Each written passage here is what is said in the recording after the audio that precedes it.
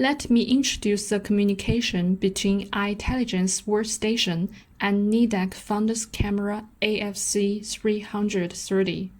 Firstly, we go to the settings of Eyetelligence Workstation and confirm the name of the local folder, which is Images folder on disk C. It is empty by far. Then we make sure the field section below is its own list, which is a default setting for now, and we don't need to change it. Check the Auto Print option if you want to print automatically.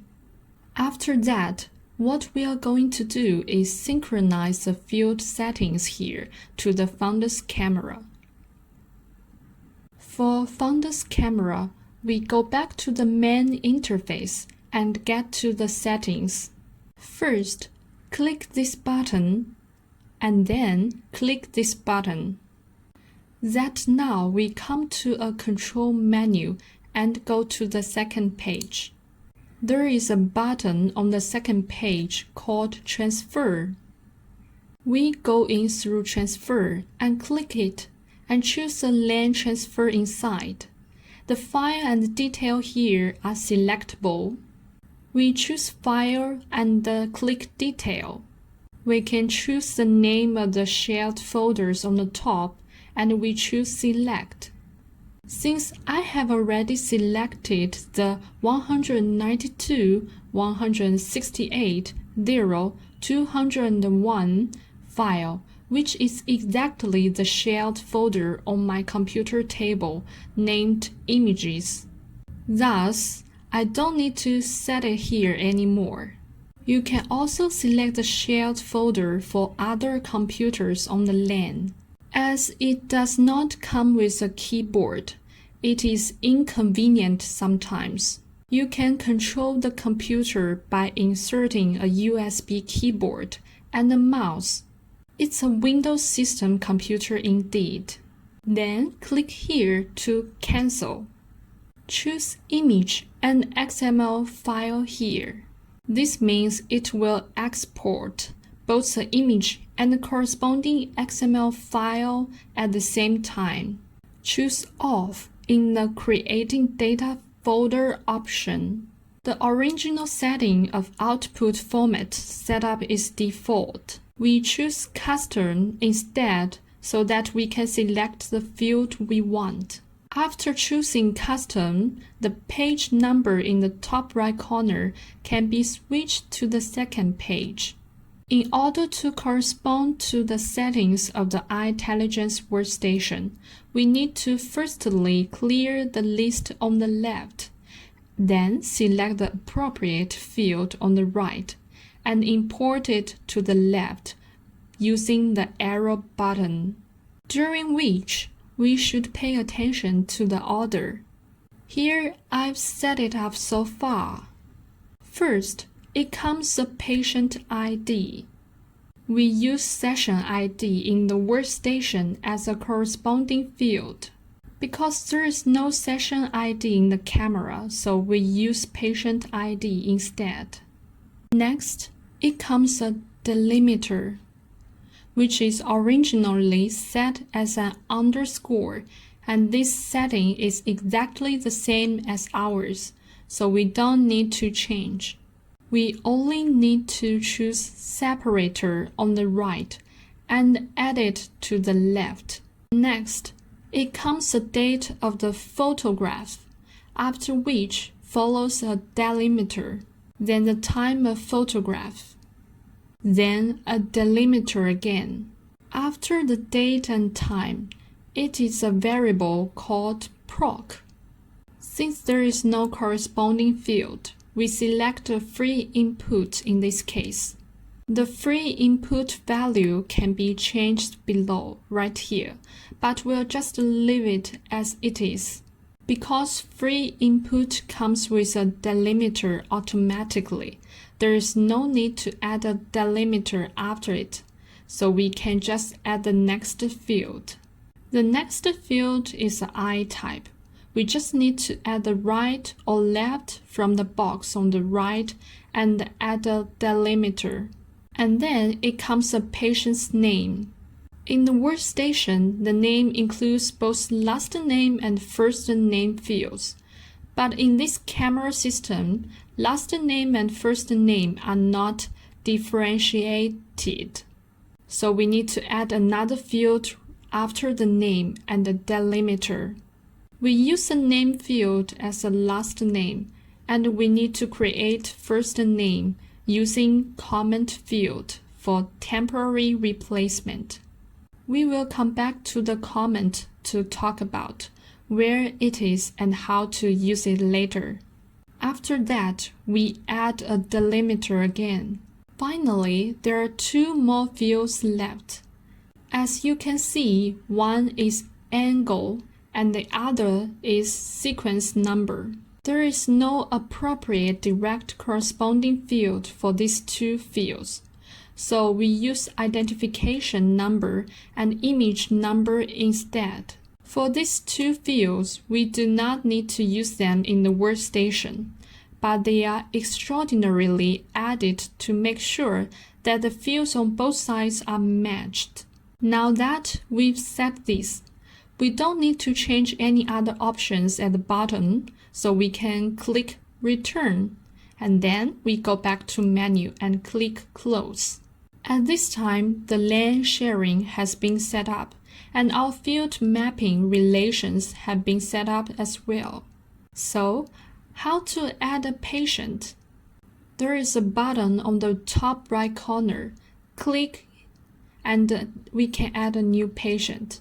We can input his last name, middle name, and first name. That is what we need to do. We don't need to put his gender. And then we can add his birth date here with specific year, month, and day. This is a comment field, which is usually left blank. In this case, the first name in the exported image will also be blank. So this field can be used to replace the first name we need. For convenience, I've just created a patient. You can see that I've replaced these values with some simple words, and then we'll see what it looks like in a second. When we go to the photo page, first we make sure that there is a patient ID at the top and his name at the bottom, which is correct. Next, we take a picture of his right eye. We move the camera to his right side, which will automatically switch to the right eye. Then we press the central button at the bottom of the camera, which is in front of the handle. Press it down to enter the view of fundus.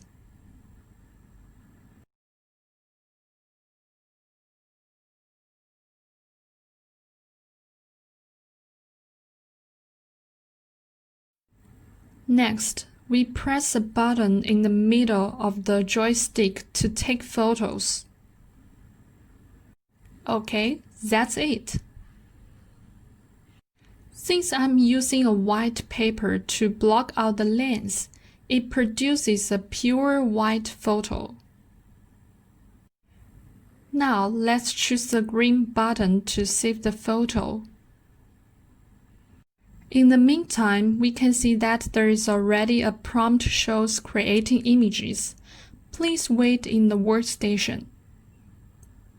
Since we didn't switch to this session, we did not see it show up in real time.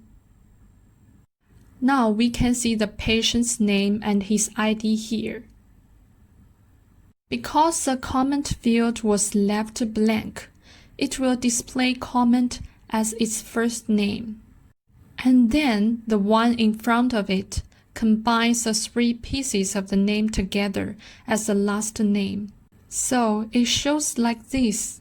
Next step, we take a picture of the left eye. We go back to the photo page and click the button. After that, we move the camera to the left.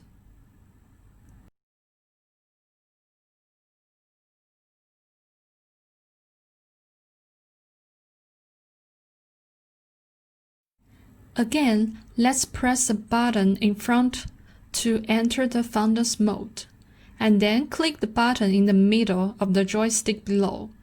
And here we take another photo.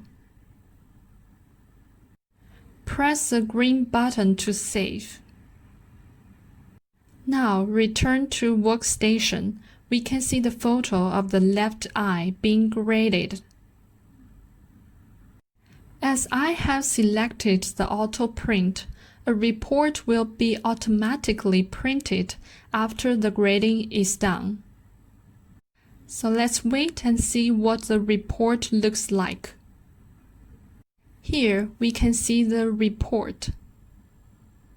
First, the patient's name is correct, and then the comment is blank by default, so we can just leave it to be.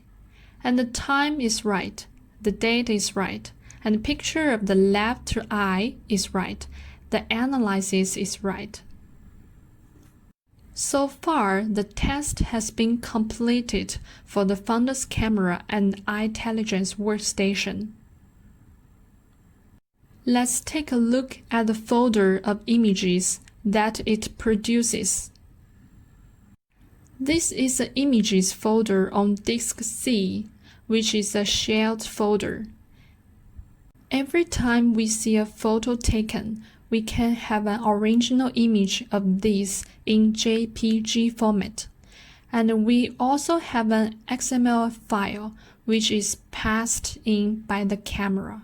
Let's take a look at it. In this file, you can actually get to the patient information. Under the note of the patient, you can see the patient's ID, family name, given name, middle name, gender, a birth date, and so on. Thus, you can also use this file to get information about the patient. The file in the folder which is created after grading by the workstation, and it holds the results of the grading and some intermediate values.